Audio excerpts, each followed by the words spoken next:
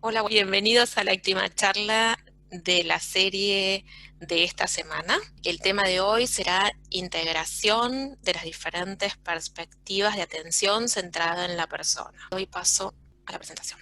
Siempre es una alegría estar compartiendo con ustedes todo lo que podemos aprender unos de otros a través de estos encuentros y creo que es una manera de mantenernos unidos, de cambiar experiencias, compartir nuestros aprendizajes. Estamos en un momento de gran aprendizaje, así que gracias por estar ahí y gracias por escucharnos. Al lado mío está Alejandra Parisotto, la jefa de enfermería. Voy a empezar yo con algunos slides y ella. Vamos a tratar de ceñirnos a los 20 minutos que tenemos y luego dejar espacio para las preguntas. Lo que quería contarles era que al día de la fecha el hospital lleva 37 casos de COVID positivos. Estos casos han requerido, la gran mayoría de ellos, internación. Tenemos 3 casos con internación en cuidados intensivos, dos pacientes fallecidos. Tenemos algunos pacientes pediátricos que también han sido involucrados, 5 pacientes pediátricos, salvo los pacientes fallecidos, que fueron pacientes muy graves, candidatos a trasplante los dos. Uno vino derivado de otra institución y otro llegó en muy mal estado a la emergencia. Digamos, el resto de los casos han sido casos leves, sí tenemos algunas neumonías, pero en general ha sido un grupo de casos leves, sin muchas complicaciones. Así que nosotros vamos a avanzar la presentación en unos 5 pilares que fueron los que tratamos de poner en marcha cuando empezamos este trabajo. Sabíamos que nos enfrentábamos a un enemigo difícil, creíamos que como todo enemigo difícil había que enfrentarlo de manera integrada, compartiendo entre distintas áreas, todo lo que sea interdisciplinario iba a ser absolutamente clave. Estos pilares fueron, por un lado, liderazgo conjunto, diría, liderazgo amplio. El otro pilar fue la comunicación, por supuesto el cuidado de los pacientes y el cuidado de nuestra gente. Los recursos humanos, un capítulo gigantesco para nuestra institución. Y por supuesto la visión desde la calidad. Así que vamos a contarles un poco cómo fuimos integrando todo, también con la idea de hacer el wrap-up final de la semana que tuvieron, ¿no?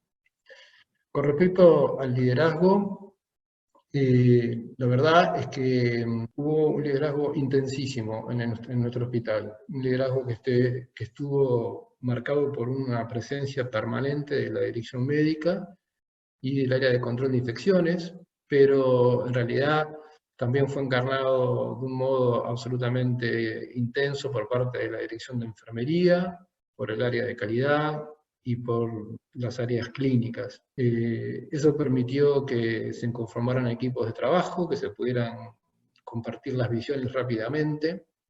Sin embargo, dentro de este liderazgo destacó el liderazgo de la dirección médica, diría, un liderazgo carismático, un liderazgo de llegar a cada una de las personas, de transmitir,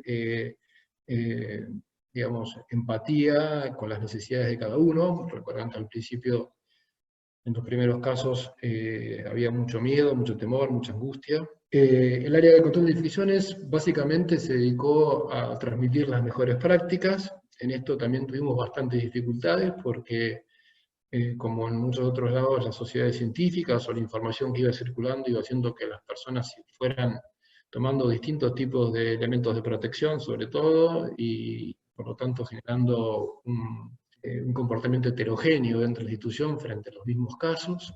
Luego, ese liderazgo definió unas prioridades institucionales. Esto fue realmente importante.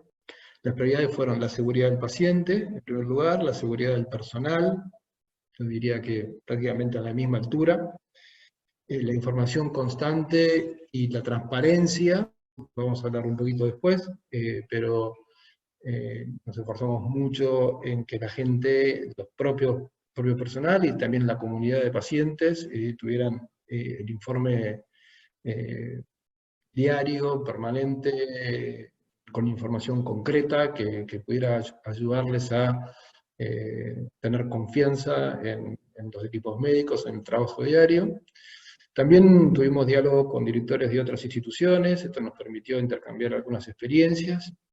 Y por supuesto, nuevas estrategias para la atención de pacientes con necesidades no relacionadas con COVID, porque el hospital siguió funcionando,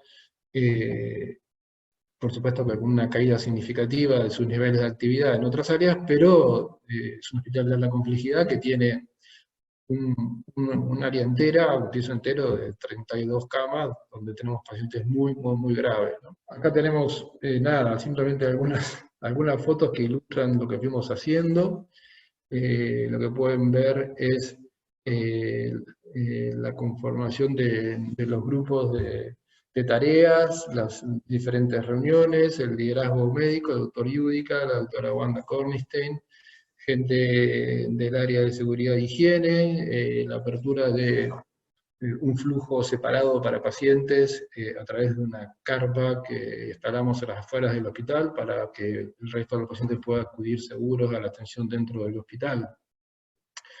Siempre yo digo, liderazgo es lo más importante. En una institución, no porque en sí mismos sean más importantes, sino porque el liderazgo marca el rumbo de una organización y en este sentido puedo decirles que es absolutamente clave, ¿no? Algunos aspectos relacionados con la comunicación nos parecieron realmente muy importantes. Tomamos un webinar con el Advisory Board, tuvimos algunas recomendaciones. La verdad que estábamos haciendo prácticamente casi todo lo que venía ahí como recomendaciones para las instituciones de salud. Pero bueno, generamos un canal de comunicación formal con los líderes. Nosotros tenemos aproximadamente unos 120 líderes. Cuando hablamos de líderes, hablamos con personas a cargo, con gente a cargo. Y creamos una lista de difusión a través de WhatsApp para que ellos recibieran información permanentemente. Y después la información institucional, global, digamos, a través de un correo electrónico institucional y otros tipos de canales. Una de las cosas que abrimos fue un canal para que la gente pueda expresar sus dudas y sus sugerencias, me refiero a nuestro propio personal, de modo que ellos puedan preguntar cómo tienen que hacer las cosas. Comunicación se encargaba, digamos, de canalizar estas dudas con las áreas correspondientes. Utilizamos, por supuesto, las carteleras, televisiones, pantallas de televisión, folletería, también muchos mensajes de apoyo a la gente. Fuimos tratando de estar presentes no solamente con información, sino también afectivamente o emocionalmente dándole soporte. Y otra cosa interesante fue que organizamos un par de simposios COVID, ahora vamos a tener un tercero, pero nos parece que dándole rigor científico al tratamiento de este tema, también se transfiere confianza, que es como un valor fundamental en un momento de crisis, ¿no? Para que la gente pueda confiar en la institución que está, digamos, en el cutting edge de la ciencia, ¿no? Haciendo lo mismo que se está haciendo en todas partes del mundo. La comunicación externa estuvo orientada básicamente a mantener informada a nuestra comunidad de pacientes. También abrimos canales para satisfacer las necesidades de información que la comunidad tenía. Desde el punto de vista de la información específica de casos y de tener un canal de información con la comunidad de este tema, nos fue pedido de parte del municipio que la información se maneja en forma conjunta, por lo tanto nosotros no pudimos hacer información directa a la comunidad acerca de los casos que tenía el hospital. Esto, por un lado, nos pareció una cosa valiosa, por otro lado, queríamos también contarle a nuestra población de pacientes cómo estábamos, ¿no? Pero bueno, eso no lo pudimos hacer. Y por supuesto las redes sociales, mucho Instagram, Facebook, tratando de ir por delante con nuestra gente, ¿no? Este es un collage de piezas de información. Arriba a la derecha tenemos la comunicación de liderazgo a través de WhatsApp, donde todos los días informamos la cantidad de casos, la gente que estaba en terapia intensiva, y también semanalmente hicimos un reporte cuantitativo con información de la cantidad de casos, el número de pacientes sospechosos, el número de casos confirmados, los pacientes UCI, los pacientes que iban dados de alta, que se recuperaban de sus cuadros, y también el personal nuestro, que lamentablemente padeció la enfermedad. Tenemos 8 personas en nuestra institución que contrajeron la enfermedad, digamos. Están todos muy bien, realmente no fue una cosa leve, pero bueno, aprendimos mucho también de esa situación, ¿no? Que originó también bastante temblor en la institución cuando en los primeros casos, sobre todo por la definición de casos sospechosos tan estrecha que circuló al principio, dio pie para que por una rendija se colara un paciente y veamos algunos problemas. También le contamos a nuestra gente la cantidad de casos por día, el origen de los casos, las tasas que se van dando a su vez en cada uno de los aspectos, el número de pacientes pediátricos, el porcentaje de positividad, la tasa de letalidad. Bueno, y le dimos permiso a los jefes para que compartan esta información con su gente, siempre y cuando mantuvieran dentro de los límites de la institución, ¿no? Pero también fuimos tratando de dar apoyo, digamos, emocional, con palabras para el alma, con a nuestros pacientes para que se queden en casa, bueno, en fin, todo lo que hace a la utilización de la mayor cantidad de canales de comunicación para que todos tuvieran información de primera mano, segura, valiosa. Es muy importante esto porque empiezan a circular rápidamente comentarios o distintos tipos de rumores que hacen que la información se transforme rápidamente en un problema más que una solución. Desde el punto de vista del área de calidad, nos dedicamos a desarrollar herramientas para la gestión eficiente. El hospital entró en una caída de actividad gigantesca, sobre todo en área ambulatoria, emergencias, quirúrgica. Y bueno, generamos un tablero de control para controlar el número de camas, pero también para evaluar cómo estábamos de insumos, los recursos humanos, un plan de escalamiento de ocupación del hospital en el caso de que el número de casos nos desbordara. Un tablero de control muy útil, después les voy a mostrar alguna foto del mismo, como para que lo vean. Creo que nos apoyamos todos mucho en ello, hizo que tuviéramos información al día, todos, de la contabilidad numérica de la cantidad de camas, el número de casos, la cantidad de personal desafectada, etcétera, etcétera. Por último, después el área de calidad se ocupó fundamentalmente de hacer el control del cumplimiento del protocolo. Nosotros lo que hacíamos era visitar sectores y bajo un checklist íbamos viendo las oportunidades de mejora que se iban dando. Había muchos cambios en nuestros protocolos en la provincia de Buenos Aires, donde estamos nosotros. Ha habido bastantes cambios de protocolo y bueno, nosotros tratamos de ser muy cuidadosos de cumplirlo y bueno, en ese sentido ir viendo que el protocolo se cumpla exactamente.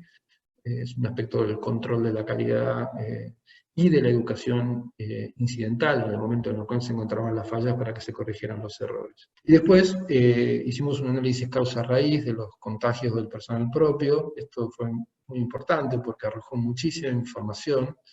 Si bien no hubo evento grave, digamos, desde el punto de vista de que no hubo un daño permanente, sí tomamos a los contagios como evento centinela y decidimos hacer un análisis detallado de los contagios. Acá tenemos el tablero de control, a la derecha, tablero de control COVID-19, acá tenemos el área de recursos humanos, el laboratorio, los insumos, control de infecciones, es un aspecto del tablero. Este es el checklist que está a la izquierda que teníamos para hacer el control y después digamos, las áreas que fuimos controlando Así que estos son algunos aspectos que les quería comentar. Ahora les paso a Alejandra para que ella les complemente con la visión desde la enfermería. Muy buenas tardes. Agradezco muchísimo la invitación de poder compartir con ustedes lo que estuvimos trabajando aquí en el hospital. Bueno, yo voy a dar los últimos dos pilares que mencionaba el doctor Pellizzari, que hicieron a todo el trabajo que estuvimos realizando aquí en el hospital. Recursos humanos fue enfocarnos en el propio personal que estaba desempeñando su tarea en cada uno de los roles que les tocaba desarrollar. Aquí tuvimos una primera etapa con los primeros casos que llegaron al país y los primeros casos que empezaron a llegar al hospital, de mucho miedo de la gente, mucha incertidumbre y angustia por sus propias familias, por la posibilidad de contagio, sobre información externa que generaba también un aumento de la ansiedad. Nosotros en el hospital veníamos trabajando desde el año 2018 en un comité que trataba sobre la cultura organizacional, y ese comité se fue adaptando a la situación de esta pandemia y lo denominamos Comité de Bienestar. Este comité estuvo trabajando muchísimo para poder dar diferentes iniciativas que permitieran bajar esa ansiedad y esa incertidumbre en la gente.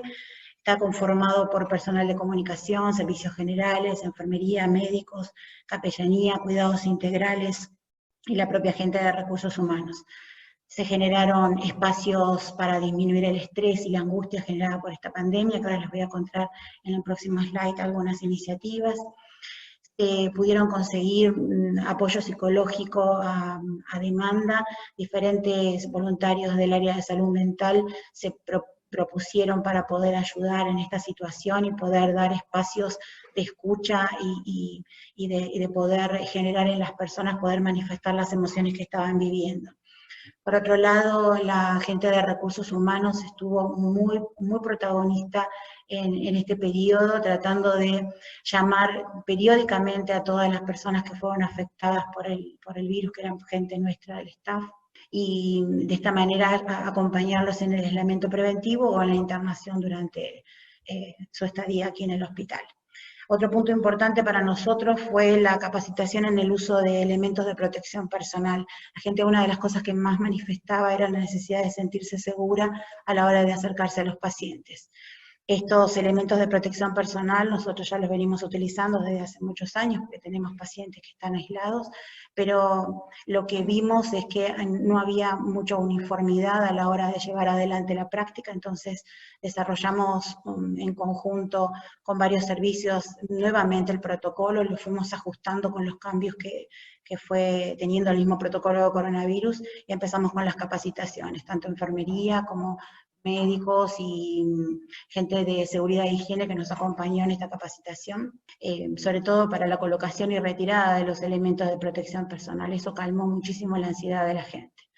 Y otro aspecto importante que se realizó fue generar un circuito de atención del personal propio que presentó síntomas para que se sintieran totalmente seguros y acompañados y no quedaran de alguna manera desordenados a la hora de ser atendidos, de sentirse cuidados en todo momento.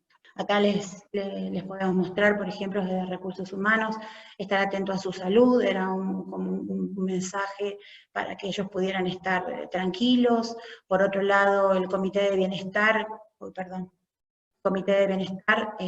estaba un mensaje de queremos estar cerca tuyo, o sea, todo el tiempo había como diferentes mensajes que de alguna manera querían ser el soporte de esta situación que la gente estaba viviendo. En el queremos cuidarte, le pusimos algunos síntomas que podían llegar a sentir y tener la libertad de poder llamar a cada uno de los grupos de psicólogos que pudieran acompañarlos y que no se sintieran ellos de alguna manera observados por su jefe, sino que tenían toda la libertad de manifestar todos los miedos y todas las preguntas que pudieran tener.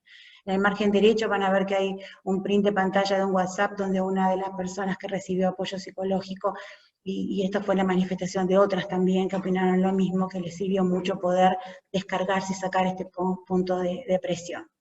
en el margen derecho, en la parte inferior, van a ver que hay gente de seguridad e higiene, recursos humanos. Hemos recibido varias donaciones con algunos mimos para la gente, y ellos mismos se han encargado de distribuirlo por cada uno de los lugares.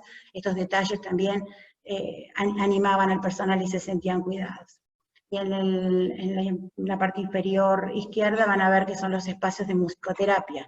Nosotros tenemos una musicoterapeuta en el equipo de cuidados integrales que se propuso para venir a generar espacios totalmente distintos, que no eran para hablar, sino para poder que sea diferente, donde se escucha una música, donde hay un momento de relax, disminución del estrés. Son 15 minutos y bueno, y ahí ven en la pantalla una expresión de la cantidad de gente que participó. El último sábado a la noche, 11 de la noche, se estamos llevando adelante estos talleres, donde participaron 40 enfermeras, 10 médicos, y bueno, la actividad fue muy útil y muy agradecida. Eso en todos los turnos, hizo la mañana, la tarde y el fin de semana. La verdad que han sido una serie de iniciativas que acompañaron muy bien al personal. Desde el punto de vista del cuidado del paciente, nosotros tuvimos un piso destinado a pacientes COVID y sospechosos, pacientes oligosintomáticos, es donde mayor cantidad de personas internadas hemos tenido, y con un paciente que tenía que estar aislado en un tiempo prolongado, porque han estado 14, 15, 20 días, y la última persona se fue estando 30 días internada. Entonces ahí teníamos unas necesidades especiales de este paciente, que estaba oligosintomático, pero que necesitaba el acompañamiento para poder salir adelante de una situación emocional bastante especial. Acá hubo un trabajo en equipo de enfermería y médicos para ponerse de acuerdo, para sinergizar, para cuidarnos nosotros y entrar a lo mejor no tanta cantidad de veces por un paciente que es altamente, por un virus que es altamente transmisible, pero que no dejara de lado la atención de este paciente. Los servicios de apoyo, ahora les voy a mostrar en el próximo slide algunas cosas que hicimos junto con el servicio de cocina. Se implementaron diferentes estrategias de entretenimiento, seguimos trabajando en eso. Es un paciente que está mucho tiempo solo, por lo general se siente bien, pero tiene que estar aislado mientras dé positivo su diagnóstico. Entonces ahí generamos algunas estrategias como favorecer el acceso a una biblioteca virtual, que puedan realizar ejercicios, que reciban dibujos y pinturas para poder utilizar el tiempo en algo artístico. Se diseñó e implementó un cuestionario telefónico, que en el próximo slide se los muestro, para ver qué tipo de preguntas podía hacer la enfermera y poder charlar un poquito con el paciente por vía telefónica. El apoyo espiritual de la capellanía y el equipo de salud mental también estuvieron disponibles para estos pacientes si ellos lo requerían. Esta era una de las preguntas que hace la enfermera en el cuestionario. Bueno, como les mencioné antes, en la Oficina de Recursos Humanos se hacía el llamado diario al personal que estaba internado para hacer el seguimiento. Y la coordinación también del área hacía el seguimiento de todos los pacientes, sean de personal de nuestro staff o sean pacientes que venían a internarse que no eran nuestros, y también ver cómo se sentían, cómo estaban acompañados, si necesitaban que comunicáramos con la familia, haciendo una serie de preguntas. Tuvimos el apoyo de una ONG para enviar cartas y mensajes a estos pacientes que estaban aislados.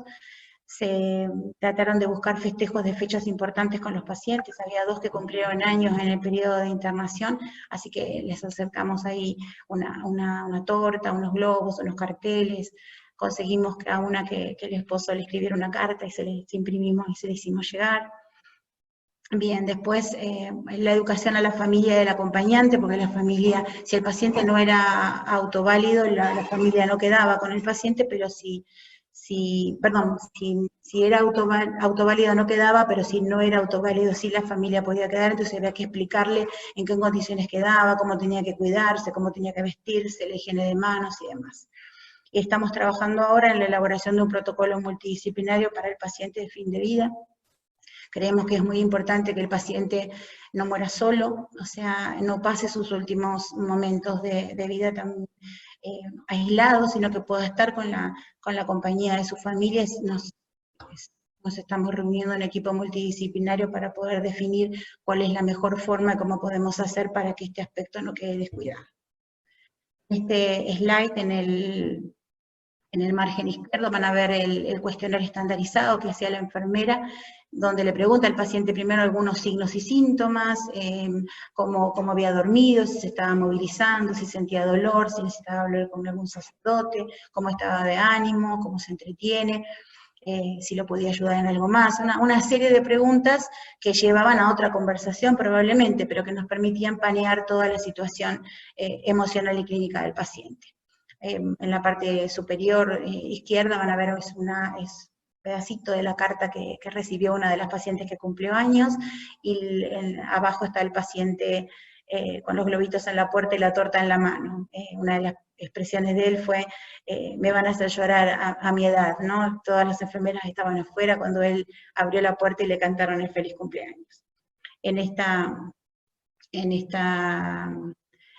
foto que les estoy marcando ahora, nosotros logramos una sistemática de trabajo con la gente de cocina, dispusimos un carro donde le dejábamos a la paciente sus elementos descartables para la merienda o para sus diferentes comidas, le avisábamos a la paciente a qué hora llegaban las comidas, la camarera venía, le dejaba el carro en la puerta, golpeaba la puerta, se retiraba 1,5 metros del carrito, la paciente salía, tomaba su comida, y después descartaba todo en la habitación. De esa manera evitábamos la entrada de personal y la persona podía acceder a cada una de sus comidas. Después, bueno, el tema de elementos de protección personal, están las capacitaciones. En enfermería llegamos a cerca de 500 personas haciendo la capacitación más formal en aula, y después estuvimos haciendo, junto con la gente de calidad y seguridad, la revisión de esa colocación y retirada de equipos de protección personal. Otro punto importante para nosotros fue la capacitación en ARM, donde el personal de áreas críticas y personal de cuarto piso, que tenía pacientes oligosintomáticos, pero preparándonos para un posible pico y a lo mejor tener que recibir pacientes más críticos en un área de internación común, empezamos a preparar a la gente en asistencia ventilatoria mecánica y a repasar en las áreas críticas, ¿no? Ahí vemos que están repasando el tema de pronación de paciente y cuidado de la piel, donde también elaboramos un protocolo para ese cuidado con la enfermera que se ocupa del cuidado de la piel de los pacientes. Bueno, estas son algunas de las iniciativas de cuidado. Por último, cuando empezamos la charla con el doctor Pelizari, hablábamos de mejores prácticas de atención centrada en la persona en tiempos de crisis, y decía si era un lujo o una necesidad.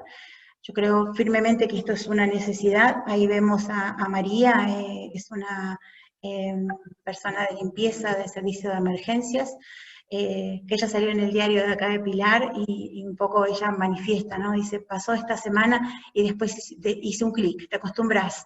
El hospital siempre nos va capacitando y ahora fue mucho mayor, tuvimos que aprender y seguir aprendiendo. De alguna manera se siente parte de todo lo que estábamos haciendo. Ahí, si ustedes siguen leyendo, habla abajo de lo que es la tarea en equipo, de trabajar con médicos y enfermeras, todos a la par. La otra carta que está en el medio es la carta que nos escribió un paciente que estuvo internado con COVID positivo, y habla de nos cuidan, nos contienen, sufren y se ríen con nosotros. Es muy importante lo que es para nosotros. Sabemos todo el riesgo que asumen atendiendo a pacientes que son COVID positivos.